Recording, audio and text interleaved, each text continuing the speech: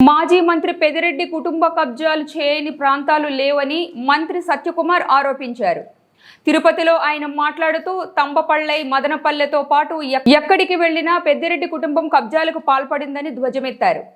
చేసిన తప్పులకు త్వరలోనే పెద్దిరెడ్డి జైలుకు వెళతారన్నారు. వారి అవినీతి బయటకు వస్తుందని సబ్ కలెక్టర్ కార్యాలయంలో డాక్యుమెంట్లను కాల్చేసే స్థాయికి దిగజారని మండిపడ్డారు. ఎటువంటి తీవ్ర ఇబ్బందులు రాష్ట్రం ఎదుర్కొంటా ఉంది ఆర్థిక పరంగానే విషయాన్ని వారు చెప్పే ప్రయత్నం చేశారు. ఈ రోజున్న పరిస్థితుల్లో 5 సంవత్సరాల్లో జరిగిన విధ్వంసం 20 సంవత్సరాలకు సరిపడా జరిగింది. దాన్ని సరిచేయాలంటే ఇబ్బందికర పరిస్థితులు ఉన్నాయి.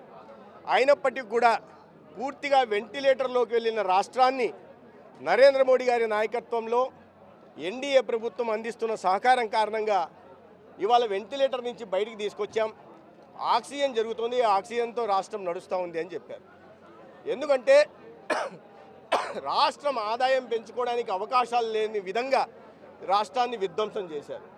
ఇప్పుడు కేంద్ర ప్రభుత్వం గ్రాంట్ల మీద కానీ లేదా ట్యాక్స్ డెవల్యూషన్ ద్వారా వచ్చే నిధుల ద్వారా కానీ ఇతరత్ర రాబడి నుంచి కానీ రాష్ట్రాన్ని ముందుకు తీసుకెళ్లాల్సిన పరిస్థితి. ఒకవైపు అనేక కేంద్ర ప్రభుత్వం నుంచి కేంద్ర ప్రాయోజిత పథకాలు సెంట్రలీ స్పాన్సర్ స్కీమ్ ఏమైనాయో వాటినన్నింటినీ మూసివేసి రాష్ట్రం నుంచి ఇవ్వాల్సిన వాటాలు ఇవ్వకుండా, పేదలకి ఇల్లు లభించకుండా, పేదలకి గ్రామాల్లో మౌలిక సదుపాయాలు కలపకుండా, ప్రతి ఇంటికి సురక్షితమైన నీరు అందకుండా, అనేక పథకాలు ప్రజలకు అందకుండా వాళ్ళ జీవన ప్రమాణాలను తగ్గించేసి ఇవాళ ఆర్థిక అభివృద్ధిని ఎక్కడో 14% ఉంటున్న ఆర్థిక అభివృద్ధిని 99% దిగజార్చిన క్రమంలో ఈ రాష్ట్రాన్ని బాగు చేయాలంటే మరికొంత సమయం పడుతుంది. అయినప్పటికీ కూడా కేంద్ర సహకారంతో మేమిచ్చిన ప్రతి మాటను నిలబెట్టుకుంటామనే విషయాన్ని స్పష్టంగా గౌరవ ముఖ్యమంత్రి చంద్రబాబు నాయుడు గారు ప్రజలకు చెప్పడం జరిగింది. దానికి అనుగుణంగా కేంద్రం నుంచి సహకారం అందుతూ ఉందనే విషయం చెప్పడం జరిగింది. వారి కారణంగానే ఇవాళ అమరావతి నిర్మాణానికి 15,000 కోట్లు గ్రాంట్ రూపంలో వచ్చిన, లేదా హడ్కో రుణం ద్వారా వచ్చిన, లేదా పోలవరం జీవనాడి అని చెప్పి 5 సంవత్సరాల పాటు 1% పనులు కూడా మీరు పూర్తి చేయకపోతే ఇవాళ మళ్ళీ అదే కేంద్ర ప్రభుత్వం సహకారంతో 12,500 కోట్లతో చంద్రబాబు నాయుడు గారు పనులు ప్రారంభించి ఆ జీవనాడిని పూర్తి చేసి 23 లక్షల ఎకరాలకు సాగునీరు అందించాలనే ప్రయత్నం చేస్తున్నా, లేదా ఆర్థికంగా పారిశ్రామికంగా అభివృద్ధి చేసి రాష్ట్రాన్ని అభివృద్ధి పదంలో తీసుకెళ్లి సంపద సృష్టించడమే కాకుండా ఈ రాష్ట్రంలో నిరుద్యోగ యువతకు ఉద్యోగ ఉపాధి అవకాశాలు కల్పించడం కోసం 3 ఎకనామిక్ కారిడార్లలో 4 నోడ్లలో నిధులు తెస్తున్నా, ఇవన్నీ కాకుండా లక్షల కోట్ల పెట్టుబడులు, అది గ్రీన్ హైడ్రోజన్లో కానీ, లేదా బీపీసీఎల్ రిఫైనరీలో కానీ, లేదా బల్డ్రగ్ పార్కులో కానీ, ఇతరత్ర అనేక అభివృద్ధి కార్యక్రమాల్లో కానీ, లేదా పారిశ్రామికీకరణ చేయడంలో కానీ ఇంత పెద్ద దృష్టి పెడుతూ 6 లక్షల కోట్ల పెట్టుబడులు తెస్తూ 7 లక్షల మందికి పైగా ఉపాధి కల్పించే అవకాశాలు చేస్తుంటే ఇవాళ వీళ్ళు మాట్లాడుతున్న మాటలు చూస్తుంటే నవ్వులాటగా, సిగ్గుచేటు కూడా కొద్దిగా అనిపించట్లేదు. 5 సంవత్సరాల వాళ్ళ వైఫల్యాన్ని కప్పిపుచ్చుకోవడం మీరు పదే చెప్పాల్సిన అవసరం లేదు. ప్రజలకు తెలుసు, ప్రజలు మీరు ఇచ్చిన వాగ్దానం నెరవేర్చలేదు కాబట్టి మిమ్మల్ని అంత దారుణంగా మిమ్మల్ని ఓడించారు. ప్రతిపక్ష హోదా కూడా ఇవ్వలేదు. ప్రజా సమస్యలు మీరు అసెంబ్లీకి వచ్చి లేవనెత్తాల్సింది పోయి ట్విట్టర్ మాధ్యమంగానో సొంత పత్రిక పెట్టుకుని అబద్ధాలు చల్లి బురద చల్లుతారంటే ప్రజలు నమ్మే పరిస్థితి లేదు. ప్రజలకు తెలుసు, ఇచ్చిన హామీని నెరవేరుస్తున్నారు. మొదటి నెలలోనే పెన్షన్ పథకం ఏది ఇస్తామన్నామో దాన్ని 3 నుంచి 4,000కు పెంచాము. 3,000 నుంచి 6,000 దివ్యాంగులకు పెంచాము. మంచానికి పరిమితమైన వాళ్ళని 15,000కు పెంచాము. 33,000 కోట్లు సాలీనా ఇవాళ పెన్షన్లని 65 లక్షల మందికి అందించే ప్రయత్నం చేస్తున్నాం. ప్రతి అర్హత కలిగిన ప్రతి మహిళకి ఉచితంగా 3 సిలిండర్లు అందించే ప్రయత్నం చేస్తున్నాం. డిఎస్సి నోటిఫికేషన్ ఇస్తాం. రైతన్నకి 20,000 రూపాయలు అన్నదాత సుఖీభవ ఇస్తాం. ప్రతి తల్లికి వందనం పేరుతో ఇస్తాం. ఆ క్రమంలో తను ఎదుర్కొంటున్న ఆర్థిక ఇబ్బందుల గురించి ముఖ్యమంత్రి గారు చెప్తుంటే దాన్ని వక్రీకరించి అనని మాటలు అన్నట్టుగా చెప్పే ప్రయత్నం చేశారు. మీరు ఒక 1,000 రూపాయలు పెంచడానికి పెన్షన్ పెంచడానికి 5 సంవత్సరాలు తీసుకున్న విషయాన్ని మర్చిపోతే ఇంతకన్నా సిగ్గు చేయడైన విషయం ఉందా? 1,000 రూపాయలు పెంచడానికి మీరు 5 సంవత్సరాలు తీసుకొని ఇవాళ సూపర్ 6 మీరు 6 నెలల్లో పూర్తి చేయలేదు, 5 నెలల్లో పూర్తి చేయలేదు అంటే మీరు 5 సంవత్సరాల్లో మీరు ఇచ్చిన హామీల్లో ఏది నెరవేర్చాలనే విషయం మీకు తెలియదా? కాబట్టి ప్రజలు గమనిస్తున్నారు, ప్రజలకు తెలుసు, ప్రజలు మిమ్మల్ని తిరస్కరించారు. దారుణాతి దారుణంగా తిరస్కరించారు. చేసుకోండి, కొన్నాళ్ళు సమయం ఇవ్వండి ప్రభుత్వానికి. ఈ ఆర్థిక ఇబ్బందుల నేపథ్యంలో కూడా గట్టిగా పనిచేస్తోంది. కేంద్రం నుంచి కూడా గట్టిగా సహకారం అందుతోంది.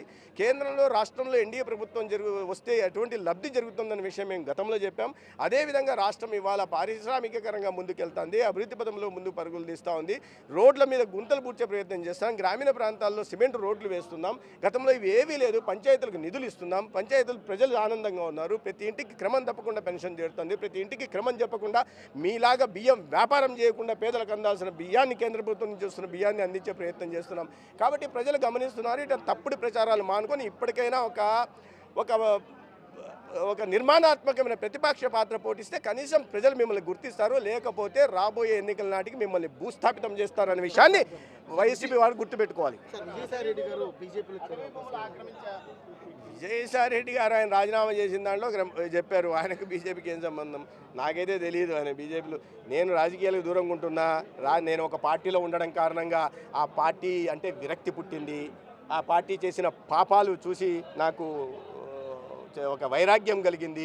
ఇటువంటి పార్టీలో నేను ఇన్నాళ్ళు ఎందుకు ఉన్నానా అని వారు బాధపడతా, నాకు రాజకీయాలే వద్దు, ఇటువంటి పార్టీలు ఇంకా ప్రపంచంలో ఉండకూడదు అని వారు చెప్పి వారు వ్యవసాయం చేసుకుంటానే బయటికి వెళ్ళారు. కాబట్టి ఇంకో పార్టీలో చేరుతారా లేదా అనే విషయం అయితే నాకు తెలియదు. ఆయన వ్యవసాయం చేస్తాను, ఆ పార్టీ అంత రోత పార్టీ ఉంది కాబట్టి ఆ పార్టీ కారణంగా నాకు వైరాగ్యం వచ్చిందని ఆయన వైరాగ్యం కారణంగా వ్యవసాయం చేస్తా అన్నారు. కానీ ఇతర పార్టీలో చేరుతానని ఆయన చెప్పినట్టు నాకు తెలియదు.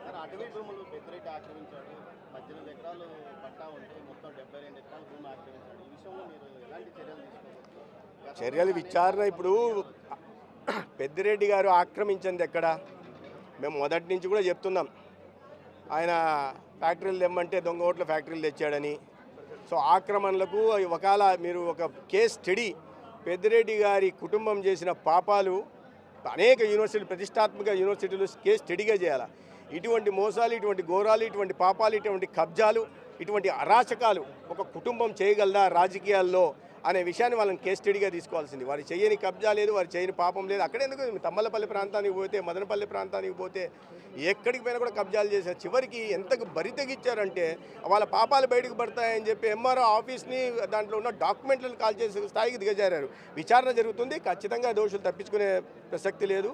గతంలో ఏమంటారు ఏం ఫైల్స్, మదనపల్లి ఫైల్స్ విషయంలో బయట అటవీ భూములు కూడా అటవీ శాఖ మంత్రిగా అంటే మీకు వాళ్ళకి ఏమనుకున్నారంటే ఫలానా శాఖ ఇస్తే ఆ శాఖకు సంబంధించినవన్నీ నా ఆస్తులే, మైనింగ్ ఇచ్చారు, ఈ రాష్ట్రంలో ఉన్న మైనింగ్లన్నీ నావే, అటవీ శాఖ ఇచ్చారు కాబట్టి అటవీ శాఖకి సంబంధించిన లక్షల కోట్ల భూములు నావే, ఇటువంటి భావనలో ఉన్నారు. బహుశా వారికి తెలియదేమో దాంట్లో